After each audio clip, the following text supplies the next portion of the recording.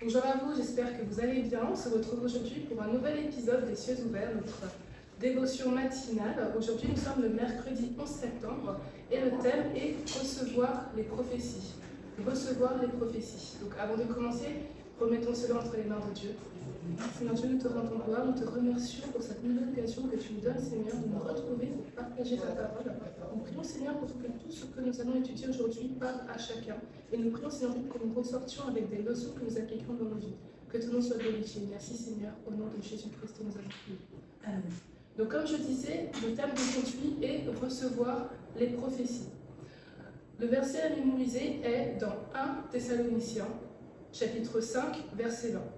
Qui dit « Ne méprisez pas les prophéties ». Il nous dit « Ne méprisez pas les prophéties ».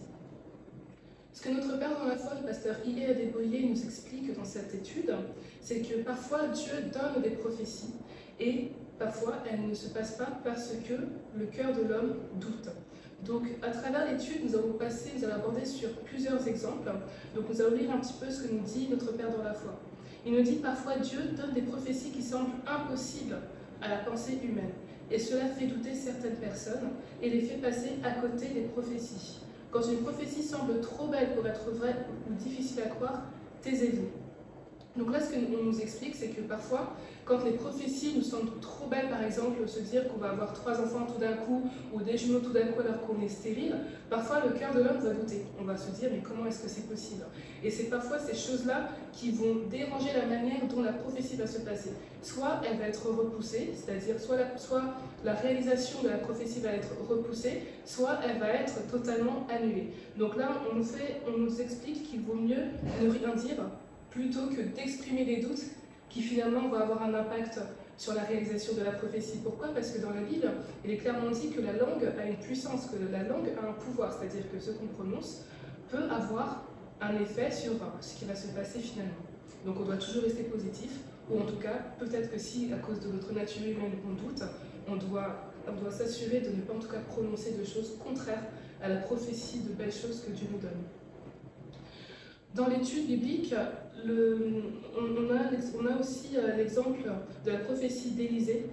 La prophétie d'Élisée qu'on va lire dans le livre de 2 Rois, chapitre 7, du verset 1 à 17.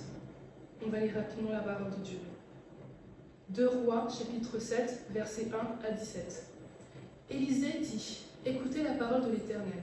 Ainsi parle l'Éternel. Demain, à 7 heures, on aura une mesure de fleur de farine pour un cycle, et 2 mesures d'orge pour un cycle, à la porte de Samarie. » L'officier, sur la main duquel s'appuyait le roi, répondit à l'homme de Dieu. « Quand l'Éternel ferait des fenêtres au ciel, pareille chose arriverait-elle » Et Élisée dit, « Tu le verras de tes yeux, mais tu n'en mangeras point. » Donc ça, on voit déjà aussi que le fait que l'officier ait émis un doute, l'Élysée a dit que finalement, parce qu'il a émis ce doute, il verra ces choses-là, mais il n'en profitera pas. Je continue à partir du verset 3. Il y avait à l'entrée de la porte 4 lépreux, qui se dirent l'un à l'autre. Quoi? Resterons-nous ici jusqu'à ce que nous mourions? Si nous songeons à entrer dans la ville, la famine est dans la ville, et nous y mourrons. Et si nous restons ici, nous mourrons également. Allons nous jeter dans le camp des Syriens. S'ils nous laissent vivre, nous vivons, et s'ils nous font mourir, nous mourrons. Ils partirent donc au crépuscule pour se rendre au camp des Syriens. Et lorsqu'ils furent arrivés à l'entrée du camp des Syriens, voici, il n'y avait personne. Le Seigneur avait fait entendre dans le camp des Syriens un bruit de chars et un bruit de chevaux, le bruit d'une grande armée. Et ils s'étaient dit l'un à l'autre, « Voici, le roi d'Israël a pris à sa solde contre nous les rois des Hétiens et les rois des Égyptiens pour venir nous attaquer. » Et ils se levèrent et prirent la fuite au crépuscule, abandonnant leurs tentes, leurs chevaux et leurs ânes, le camp tel qu'il était. Et ils s'enfuirent pour sauver leur vie. Les lépreux étant arrivés à l'entrée du camp, pénétrèrent dans une tente, mangèrent et burent, et emportèrent de l'argent, de l'or et des vêtements qu'ils allèrent cacher. Ils revinrent, pénétrèrent dans une autre tente, et en emportèrent des objets qu'ils allèrent cacher. Puis ils se dirent de l'un à l'autre, « Nous n'agissons pas bien. Cette journée est une journée de bonnes nouvelles. Si nous gardons le silence et nous attendons jusqu'à la lumière du matin, le châtiment nous atteindra. Venez maintenant et allons informer la maison du roi. » Ils partirent et ils appelèrent les gardes de la porte de la ville, auxquels ils firent ce rapport. Nous sommes entrés dans le camp des Syriens. Et voici, il n'y a personne, on n'y entend aucune voix d'homme. Il n'y a que des chevaux attachés et des ânes attachés, et les tentes comme elles étaient. Les gardes de la porte crièrent et ils transmirent ce rapport à l'intérieur de la maison du roi. Le roi se leva la nuit et dit à ses serviteurs, « Je veux vous communiquer ce que nous font les Syriens.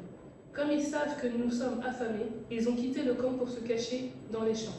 Et ils se sont dit, quand ils sortiront de la ville, nous les saisirons vivants et nous entrerons dans la ville. » L'un des serviteurs du roi répondit, « Que l'on prenne 5 des chevaux qui restent encore dans la ville, et ils sont comme toute la multitude d'Israël qui y est restée. Ils sont comme toute la multitude d'Israël qui dépérit. Et envoyons voir ce qui se passe. » On prit 2 chars avec les chevaux, et le roi envoya des messagers sur la trace de l'armée des Syriens, en disant, « Allez et voyez. » Chapitre 2, verset 15. Ils allèrent après eux jusqu'au Jourdain. Et voici, toute la route était pleine de vêtements et d'objets que les Syriens avaient jetés dans leur précipitation. Les messagers revinrent et le rapportèrent au roi. Le peuple sortit et pilla le camp des Syriens. Et l'on eut une mesure de fleurs de farine pour un cycle et de mesure d'orge pour un cycle, selon la parole de l'Éternel. Le roi avait remis la garde de la porte à l'officier sur la main duquel il s'appuyait, mais cet officier fut écrasé à la porte par le peuple et il mourut, selon la parole qu'avait prononcée l'homme de Dieu, quand le roi était descendu vers lui. Amen. Donc là, nous allons partager ce passage qui nous illustre ce qu'on disait tout à l'heure. C'est-à-dire que dans cet exemple bien précis, Élisée avait émis une prophétie que Dieu lui avait transmise, disant qu'ils auraient encore des victuailles, de la nourriture à un certain prix qui était vraiment bon marché alors qu'ils mouraient de faim. Et cet officier a remis en doute la parole de Dieu, cette prophétie qui est arrivée à Élisée. Et Élisée lui avait dit, puisque tu as douté, eh bien tu le verras, mais tu n'en mangeras pas. Et là on voit que dans tous les détails qui sont passés, en effet, finalement, ils ont pu avoir cette quantité de nourriture que Dieu avait dit à travers Élisée pour un certain montant, et l'officier finalement a péri. Il a vu qu'il y avait cette nouvelle prospérité entre guillemets, mais il n'a pas pu en profiter et il mourut à cause d'une porte qui était tombée sur lui, qu'il avait écrasée. Donc là, c'est vraiment quelque chose qui nous explique que lorsque le Seigneur dit quelque chose, parce qu'il est le Tout-Puissant, parce que tout lui est possible, on ne doit pas remettre en question ce qu'il va faire de bon dans la vie de quelqu'un ou dans notre vie. Ensuite, le deuxième exemple que nous avons dans cette dévotion matinale, c'est le fait que Dieu ait dit à Abraham, dans Genèse chapitre 17, verset 4, et dans Genèse chapitre 26, du verset 3 à 4, qu'il serait le Père des nations et qu'il aurait une grande prospérité, que ses enfants seraient aussi nombreux que le firmament des étoiles. Et dans cet exemple qu'on connaît, qui est quand même assez connu, c'est que Abraham, lui, avait douté, mais n'avait pas formulé ce doute. Il avait douté parce qu'il était très très âgé. Et sa femme avait douté aussi car elle était très très âgée, donc plus en mesure de biologiquement concevoir. Elle a émis ce doute. Ce qui fait que, comme elle doutait, elle a demandé à Abraham d'aller faire un fils à Agar, la servante. Et c'est ce qui fait qu'au bout d'un moment, ça a amené des tribulations entre les nations. Donc ça, c'est quelque chose qu'on voit plus tard dans la Bible. Mais encore une fois, ce qu'on nous explique, c'est que Dieu a émis une prophétie. Il a dit à Abraham qu'il aurait des enfants, qu'il aurait une grande postérité, et cela s'est passé. Malgré le fait que ça ait pris plus de temps, malgré le fait même qu'il ait douté, et encore une fois, malgré le fait que sa femme, Sarah, ait douté, et qu'elle ait même fait en sorte qu'Abraham ait un fils avec une autre femme. Et finalement, malgré tout cela, Abraham a eu son fils avec Sarah, et c'est à travers ce fils, finalement, que la postérité s'est encore plus développée par la suite. Donc voilà, donc ce qu'on nous explique à travers cela, c'est qu'on nous dit, si votre bouche et vos actions ne renient pas les promesses de Dieu pour vous, peu importe à quel point ces promesses semblent incroyables, vous les verrez se réaliser.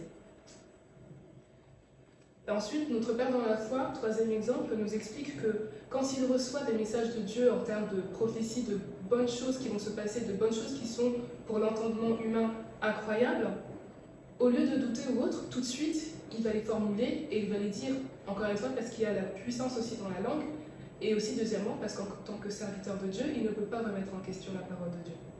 Donc notre Père dans la foi nous explique par exemple qu'il y avait, quand Dieu lui a dit qu'il construirait une ville, en fait, il ne pouvait même pas se permettre à ce moment-là de construire une ville à cause du salaire qu'il avait à ce moment-là. Mais aujourd'hui, on voit vraiment que cette prophétie s'est accomplie. Et aujourd'hui, en voyant aussi à quel point l'Église s'est développée, on voit que cette prophétie c'est accompli. Donc voilà, donc j'espère que cette parole aujourd'hui vous a parlé, en tout cas moi oui, dans le sens où quand on reçoit des prophéties, même si pour nous c'est incroyable parce qu'elles sont tellement belles, restons en confiance avec Dieu, ayons confiance comme Abraham et confiance à Dieu sur le fait que quand Dieu dit, Dieu fait. Voilà, donc nous allons clôturer. Seigneur Dieu, nous te remercions pour cette nouvelle leçon que nous avons apprise aujourd'hui. Seigneur Dieu, nous te remercions car nous savons que quand tu parles, tu ne te repens pas et quand tu parles, tu fais. Seigneur Dieu, nous te remercions car nous savons qu'en ayant compris cela, les bonnes choses pourront arriver dans nos vies. Que ton nom soit glorifié. Au nom de Jésus-Christ, nous allons prier. Amen.